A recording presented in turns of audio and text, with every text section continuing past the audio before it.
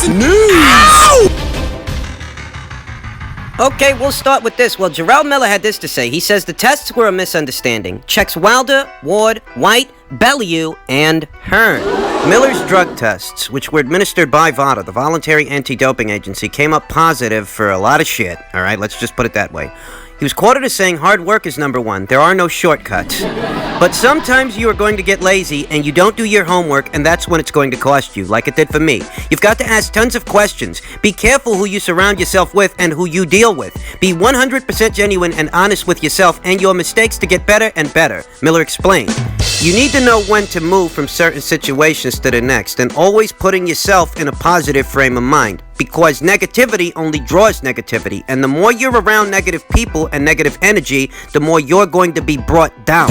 We were going to train all the way from January to June to get ready for AJ, but I was dealing with a recurrent issue with my elbow. I was dealing with VADA and going to see their specialists and doctors. I was seeing 2 different specialists and psychiatrists that VADA wanted me to go see to make sure whatever I was taking was part of the protocol. It was an injury I had for a long time. I just wanted to be 100% right for the fight, 100% healthy, so I looked at the alternatives to get things done, and the one thing led to another. I was seen by the doctors, and by the time I got signed off to do certain things towards the injury, I took a stem cell shot, which is known to have healing properties that are very strong, and that's when we have positive tests for those components. I begged for a 3rd test after the other drug compounds that came out, a week before. I was a clean guy. That's when I came out and said this is where I got it from, and it was a big misunderstanding. But people on my team will understand that. But when you don't have a conversation with someone and they go straight to the camera like what Eddie did, it's bad. It makes the fighter look bad. I was heartbroken when I first got that information. I called VADA. I called the doctors and said, listen, this is what's going on. They could tell you. I was open throughout the camp. What I was doing, all of my supplements, and even they were kind of shocked because I was so vocal on doing the right thing. But that's how the cookie crumbles sometimes. It was a learning experience, and it taught me a lot about myself, the people that I have around me. There are certain athletes in the boxing game that use my name. If you can't say it to my face, I know you're a punk. 99% of people you see in the boxing world would never look my way and say something to my face. That's the kind of characters they are, Miller said. A lot of fighters that were talking junk. Andre Ward, Billy Joe Saunders, Tony Bellew, Deontay Wilder, and Hearn. A lot of fighters were running their mouth who didn't know shit about the situation. Deontay was running his mouth, and his brother got popped for something. Like I said before, I wouldn't jump to conclusions, and you got to do your homework. When Dillian White got in trouble, I said, don't jump to conclusions. You got to do your homework. 99% of fighters are talking straight bullshit, and they have no structure in what they're saying. I'm number 2 in the world. The only reason I'm not number 1 is because I don't got a belt. I know I'm a better fighter than all these guys. I'm better than AJ. I'm better than Tyson. I'm better than Deontay. I only call myself number 2 because I don't have a belt. I'm gonna be world champ. I always try to be someone who I would look up to. But what I've learned is, if you understand where the bad guy is coming from, that's when you understand life. Because nobody on top of their game is really the good guy. They may look like the model citizen, but there's always something going on. Where I come from, 80% of the time the villain always wins. Because when you do everything by the book, you leave your hands tied. You have to be that person who thinks outside the box. If multimillionaires play by all the rules, they wouldn't be where they at. So with some of these promoters, like Eddie Hearn, they say these crazy, outrageous things. They don't play by the rules all the time. That's a fact. This is a very ambiguous set of comments from Jarrell Miller, because it sounds like he can't make up his mind as far as who he is in this story. Yeah. Is he an innocent man who was vilified by those who didn't understand the situation, or is he a guilty man doing what every other guilty man is doing? Difference being that he got caught in the act. It's very hard to understand what Jarrell Miller is trying to communicate when on one end, you want people to believe your story, you want people to believe that you were a clean guy and you made a mistake, Is that it? But at the same time, you talk about how all these different people aren't playing by the rules, as if to say that you weren't doing anything that they aren't doing. So which one are you? Are you innocent? Are you guilty? You're the hero? You're the villain? Because you keep saying where you're from, the villain wins 80% of the time. So is that what you are in this story? Are you the villain? Are ya? Tell you what, doesn't make the least bit of fucking difference to the boxing community at large, because the boxing community at large has been there and done that with any number of fighters who had a very convenient explanation as to why something that is prohibited, something that is banned, was found in their system. I mean, if Jarrell Miller saying this shit is making all these lengthy statements to try to win the public over, it's gonna fall on deaf ears because a lot of people have already made up their minds as far as what was going on with that guy. they have. I mean, whether his story is true or not is besides the point, because you're coming forward with these statements in an attempt to win over the public, to gain their favor, and that's not gonna happen. It's not. They're not gonna believe what you're saying. And that is the end game here, isn't it? You're not coming forward with all this stuff for no reason. You're not giving off this lengthy explanation because you don't want people to know where you're coming from. At minimum, you hope to gain something by saying all these things. And it sounds a lot like Jarrell Miller is trying to give off the appearance of innocence while at the same time attempting to vilify anyone from Deontay Wilder to Anthony Joshua to Eddie Hearn. And for what? What? They're not the ones who tested positive for any banned substances. You did. And if you find yourself here in this situation, If you do.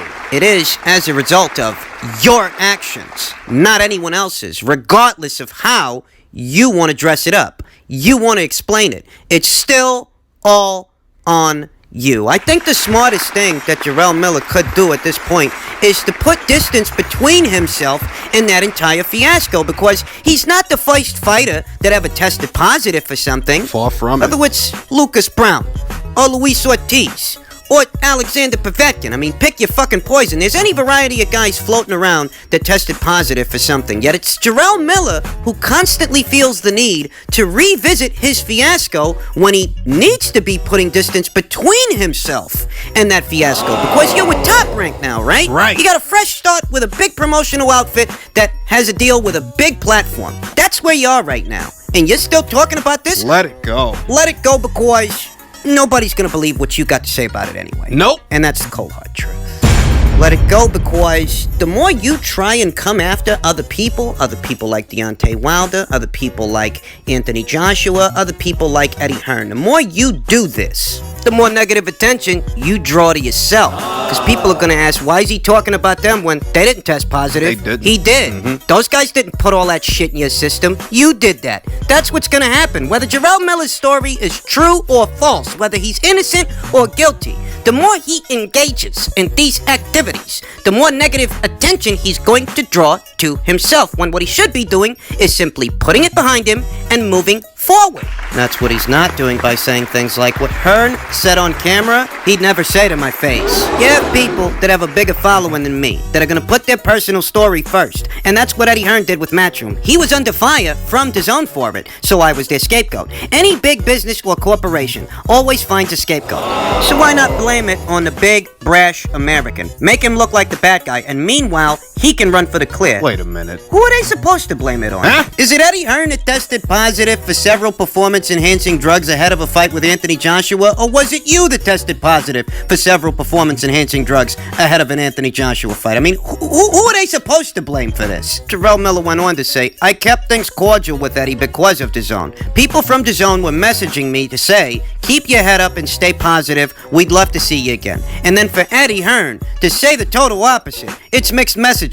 What Eddie Hearn put on camera, he'd never say that to my face. And this is what I'm talking about, folks. This is what I mean when I say that Jarrell Miller is not putting distance between himself and that situation. That here, with Top Rank on ESPN, he's got the opportunity to start over, to hit the reset button on his career so far. And rather than doing that, he's trying to vilify Eddie Hearn as if it's Eddie Hearn's fault that they found all that shit in his system. I mean, what could you be hoping to accomplish by vilifying Eddie Hearn, or vilifying Anthony Joshua, or vilifying Deontay Wilder? What could you possibly be hoping to accomplish by naming all these other guys when, hey, none of those other guys put all that shit in your system? You did that.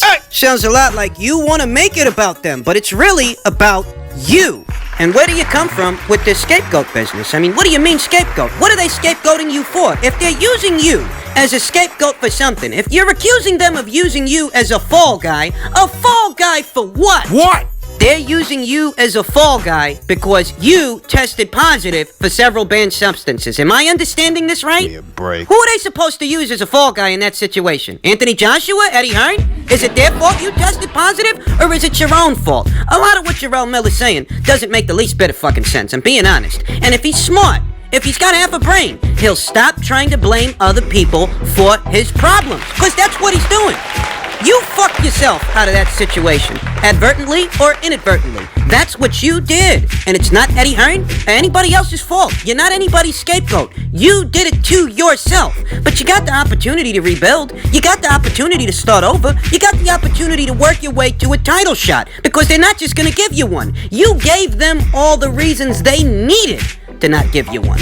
You think you're better than Anthony Joshua. You think you're better than Deontay Wilder. You think you're better than Tyson Fury. Well, you're gonna have to prove it, because as of yet, you still haven't. He hasn't. I mean, is he seriously trying to play the victim here? Is that what he's doing? Is he vying for sympathy by characterizing himself as some kind of a scapegoat, some kind of a victim? A victim of what? How much money do you think it costed them to shoot that episode of The Gloves Are Off just to never be able to use it because the fight got scrapped? How much money do you think that costed? How much money do you think it costed to promote this fight? Because there was some promotion associated with it. Jarrell Miller effectively costed people money, yet here he is making himself out to be the victim. And if he's doing this, I happen to think it's out of frustration.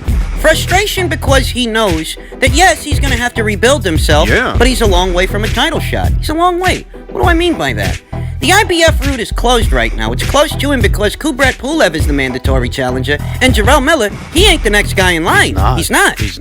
Same applies with the WBA route. The winner of Trevor Bryan versus Manuel Char is closer to an Anthony Joshua fight than Jarrell Miller is. You think about the WBO route. Well, Usyk's got that spot. Usyk's the mandatory challenger. The winner of Chisora versus Usyk is closer to a Joshua fight than Jarrell Miller. And when you put all these mandatories together, what it characterizes is that Jarrell Miller's at least a year or two away from a title shot, because it could take him that long to get one, at least via the sanctioning bodies, at least via the proper channels, climbing your way up the ranks and eventually securing a mandatory spot. It could take Jarrell Miller upwards of 2 to 3 years before he can gain such a position, and that only leaves Anthony Joshua potentially fighting him as a voluntary. But therein lies a dilemma. Why would he? He was just about to do that, and you fucked that up. You fucked that up for yourself. Yeah. You have effectively set yourself back what could be several steps, several years, to be honest. You fucked it all up! And that's why he's frustrated, because he knows that's the biggest cash fight that he can have in the division, and the only other cash fight he can have via the winner of Wilder versus Fury 3. You know, if Tyson Fury wins that fight, do you think he's gonna give Jarrell Miller the time of day? No. If Deontay Wilder, by some chance, upsets the plans for Fury, and he wins that fight, do you think he's gonna give Jarrell Miller the time of day? No. This is the cause of all his frustrations. This is why he's lashing out at everyone but himself, even though he is the one who is to blame. It's not anybody else's fault. It's your own fault. The only avenue of opportunity now for Jarrell Miller is when boxing resumes, when it does. He's got to take on some interesting opponents. He's got to take on some interesting challenges, participate in what are interesting fights with those who are available to fight, so that he can raise his marquee value, as that is his only avenue of opportunity to incentivize himself as an opponent. I mean, that's it. That's your best bet, because as far as becoming a mandatory, that could take you a while. But if you have the right fights with the right fighters, if you make yourself interesting, if you create a demand on the ground, You got a shot. that's his best bet. He's got to be realistic with himself as far as what's it going to take to get in the ring with the big dogs, with the big names, with the big guys. He's got to be honest with himself. You know, he actually managed to talk his way into that Anthony Joshua fight. He almost got it, but almost doesn't count. You fucked that up. Now, you've got to do it the hard way. You've got to earn it. You've got to earn it by fighting the likes of an Oscar Rivas. Maybe you have Bob pull some strings with Frank to square off against the winner of Dubois versus Joyce. Whenever that goes down, you got to take on challenges.